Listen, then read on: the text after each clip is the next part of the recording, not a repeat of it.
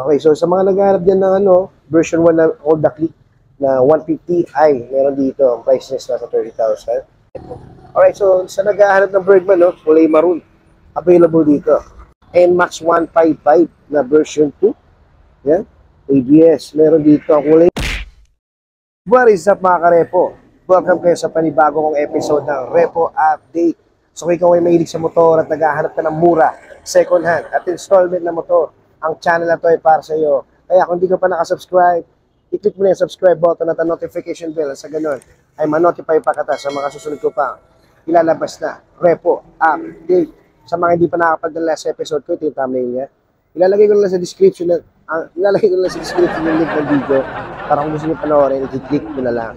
Kaya kung magustuhan niyo itong video ko, pindutin niyo lang yung like and share button dyan sa baba ng video. At malaya kayo mag-comment dyan sa comment section kung ano ba magiging opinion niyo sa mga motorsiklo na makikita niyo ngayon sa video ko. Alright, so yung mga karepo, pagpasensyahan niyo na yung boses ko kasi kagagaling ko lang sa Ubusipon, kaya medyo malata ako hanggang ngayon. So yun, sa pinaka-location ko, yan, sa mga magtatanong ng location, nandito ako ngayon sa Abad Santos, Wiltec Abad Santos. Alright, so pinaka-full address nila, 2548 Jose Abad Santos Street, Barangay 219, Tondo, Manila. Alright, kung makikita nyo to sa Abad Santos, yan. Pag nakita nyo yung Shell Abad Santos, yan. Yan, tabi lang sila ng Shell Abad Santos. Tapos tapat sila ng Mercury Drug. Tapos malapit din sila dyan sa Tondo Hospital dyan, sa Abad Santos. Alright, so yan, madali lang itong hanapin mga karepo, no? Lalo na kung familiar na kayo dito sa lugar na to. At kung medyo malayo kayo, pwede naman kayo tumawag din sa number na ilalagay ko sa description at sa comment section. Yan, ang pinaka-number is 0933-851-2199. Alright, so hindi ko na patatagalin ito mga karepo, mag-start na ako. Mga karepo, no, ito yung mga reposes nila. Yan, kung makikita nyo, meron sila dito NMAX, yan, version 2, 155 ABS. Tapos meron din sila ditong Bergman, no? Okay, so dito, available nila na repo dito. Ang makikita nyo, meron dito Suzuki SkyDrive Sports, MIUI 125, yan. Again, SkyDrive Sports, MIUI 125, Suzuki Smash, tapos itong isa, Neo XR. Okay, so, yan, ano bang brand to? So, mamaya, check na lang natin, no? So, mag-start muna tayo dito sa SkyDrive Sports nila. Yan, kung makikita nyo, kulay niya is black, no? Yan, sa price niya. Okay, so yan ang price is nasa 31,000. Alright, so yan. Kung gusto nyo mag-avail ng installment sa kanila, pwede naman kayo bumisita dito sa branch nila at tumawag kayo sa landline nila kung sakaling malayo kayo. Alright, mga karepo, no? So, lalagay na lang din sa screen yung pinaka-requirement sila para screenshot ko na lang. Lalagay na rin sa description sa comment section. Ay, kahit sa description na lang mga karepo. Okay, so, sa naghahanap dyan ng SkyDrive Sports, makikita nyo. Okay pa naman sa fairings niya, sa gulong niya makapal pa naman. Alright, so dito naman, MIUI 125, ang kulay niya is magenta. Alright, so sa price niya, kung makikita nyo is nasa, yan, ang pinakaano pala niya, installment niya is 1,500 na down payment niya, pero sa installment niya for 36 months, 3,100. Alright, so yan, sa mileage niya is nasa 36,000. Okay, kung makikita nyo, yan, sa condition niya, okay pa naman sa fairings niya, pagdating nga lang doon sa pamalit na yung pinaka-seats. Pero, yan, depende na sa inyo mga karepo, no? Kaya makikita niyo yung condition niya, no? Makinis pa naman siya dito. Yan, sa headlights, signal, goods pa. Dito na sa front fender niya may cut lang, pero depende na sa inyo mga karepo. Sa gulong niya medyo pamalit na mga karepo, no? So, yan, so nag-aarap din na 125 na magenta, meron dito. Alright, so dito naman,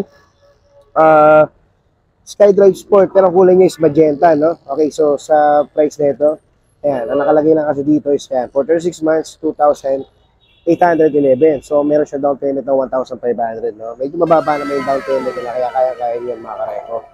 Alright, so yan. Okay, so sa price, sa niya, no? Sa mileages, nasa 40,000. Alright, so yan, sa condition niya, kung makikita niyo yung feelings niya, all good sa mga karepo, no? Wala pa naman siya mga basag. Sa seats niya, aftermarket na yung pinaka-cover, pero yan, meron na siya konting issue na butas doon, no? Signature na pusa. Pero, yan, pwede pa naman siya pagtsagaan mga karepo. Yan, pero di sa shield niya, goods pa. Yan, sa headlight niya, All goods pa mga karepo. Yan. Dito sa pinaka-front fender niya, may sticker na. Pwede nyo tanggalin kung ayaw nyo. Pwede sa gulong niya, yan. Pwede pa naman mga karepo makapal pa. Kasi kapal pa ng mukha ng chismosa kapitbahay niyo. Alright, so naghahanap din ng Mio Skydrive Sport, dalawa, sa black, sa magenta. Okay, so yan. So dito naman, Mio i125, wala siya nakalagay na price dito, no? Pero yan, check natin, no, sa mileage is nasa 11,000. Okay, pagdating sa Phoenix niya, yan, meron na siyang missing doon sa pinaka makina niya, no? Pero all goods naman mga karepo, no? Pagdating sa seats na stock pa. Okay, so yan. Sa mileage na ito is nasa 11,000. Okay, sa shield niya, goods pa naman sa headlight. Yun na, may issue na siya dito, pa sa signal, front fender. Sa gulong makapal pa naman mga karepo, no? Alright, so yan. So naghahanap din niya yung 125. So dito naman, meron sila dito nga Suzuki Smash. Ang kulay niya is black, no? Yan, so naghahanap niya Suzuki Smash. So sa pinaka down payment niya is 1.5. Alright, so for 36 months is nasa 2,242. Sa mileage niya ito, alright, so yan, 11,000 din mga karepo. Yan, kung makikita yung fairing siya, goods sa goods pa. Wala nga lang siyang grab bar sa likod, no? Pero pagdating sa seats niya, all goods pa mga karepo kung makikita nyo, no? Yan. Wala pa siyang butas. Stock na stock pa. Alright, so ito rin. Wait lang, check natin to.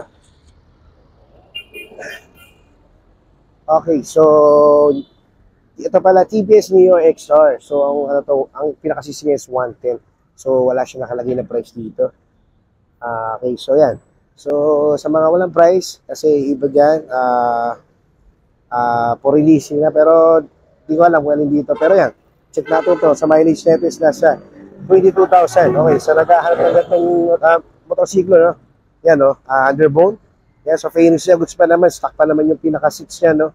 Okay, so yan, sa headlight niya, goods pa. Sa shield, sa front fender, sa gulong, makapal pa. Kasi kapal pa ng mukha ni Marites. Okay, so doon naman tayo, mga karepo, no? So dito, mga karepo, meron sila dito nga Raider. Okay, so ang price ng Raider na for 36 months, yan, no? Makikita nyo, 3,499. So, meron siya down payment na 5,000. Kaya sa condition niya, kung makikita nyo, sa Phoenix niya, goods pa naman mga karepo. Aftermarket lang yung pinaka-cover na seats niya. Pero goods na goods pa, wala pa siyang butas. Pwede pa mga karepo. Pwede nyo pang gamitin, pagtsagaan. Pagdating naman sa mileage niya, di natin makikita kasi naka-digital siya. Tapos dito sa pinaka-headlight niya, goods pa, no? Wala pa siyang basag.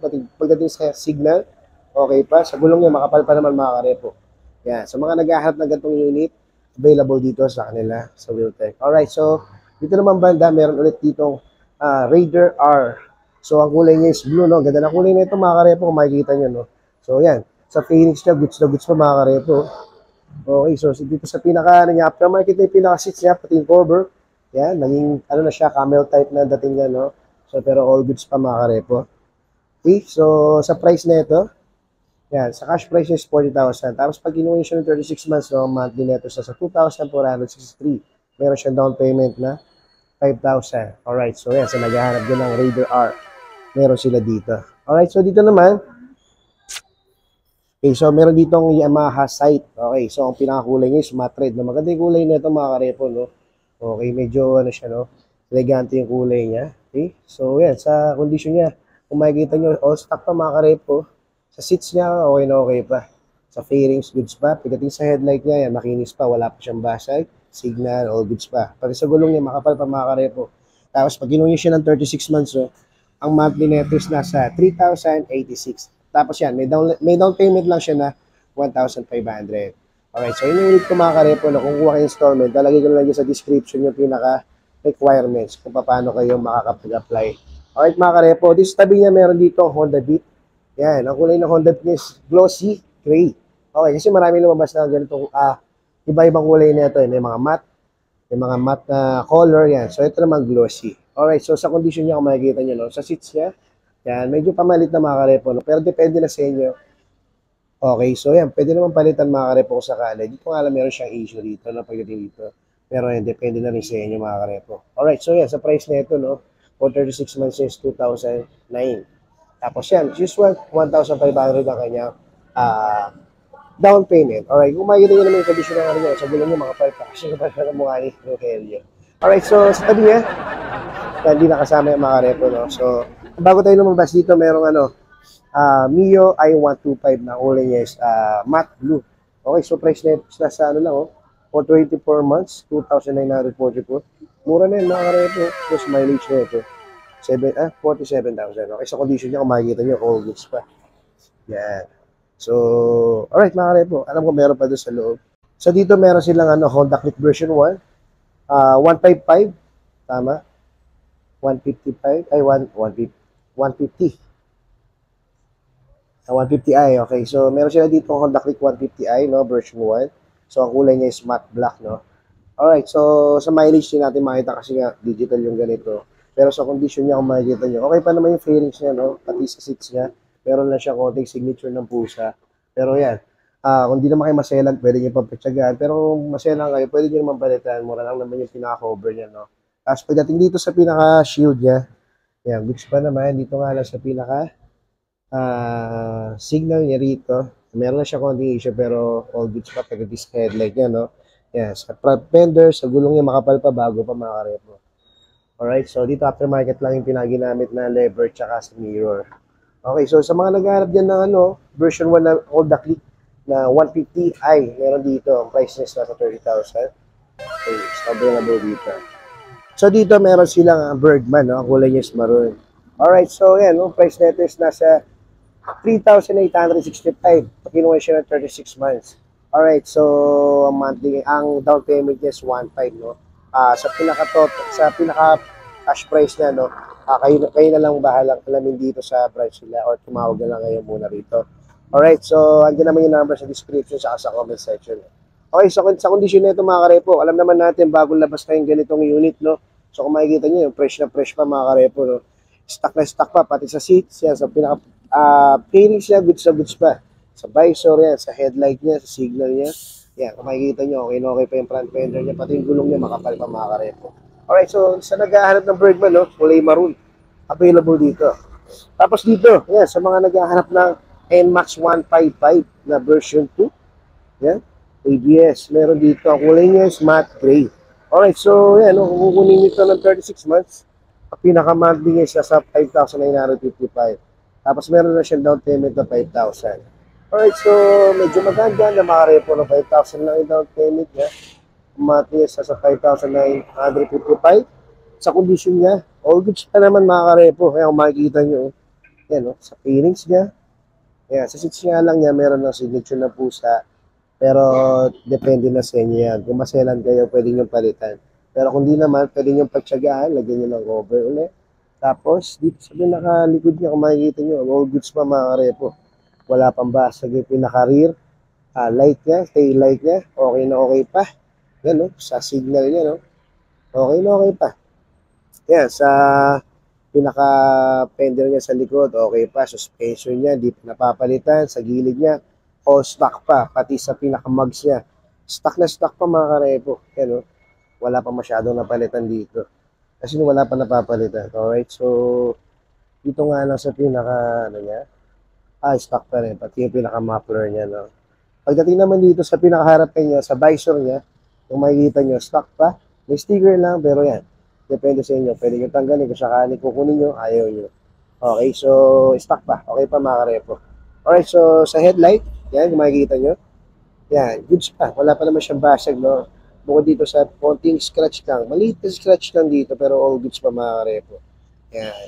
So, yan. Sa front fender niya, okay pa naman. May konting dumi lang. Pagdating sa gulong niya, makapal pa. Kasi kapal pa ng mukha na. Tabi mo. Alright. So, yun mga karepo. Medyo sinusunod ako. Pasensya na mga karepo. Paus pa. Okay, so, yun lang naman yung mga repo na dito. Meron silang repo sa taas na ito. Kaya lang, siguro sa susunod ko na lang din ipapakita sa inyo. Alright mga karepo, no? So, dito ko na muna puputulin yung video ko hanggang sa susunod na lang. Yan, sabi ka sa inyo, kung gusto nyo mag-apply, pwede naman kayo bumisita rito. At kung sakaling malayo kayo, pwede muna kayo tumawag dyan sa number na ilalagay ko sa description at sa comment section. Okay mga karepo, no? Hanggang dito na lang. So that's it for today mga karepo.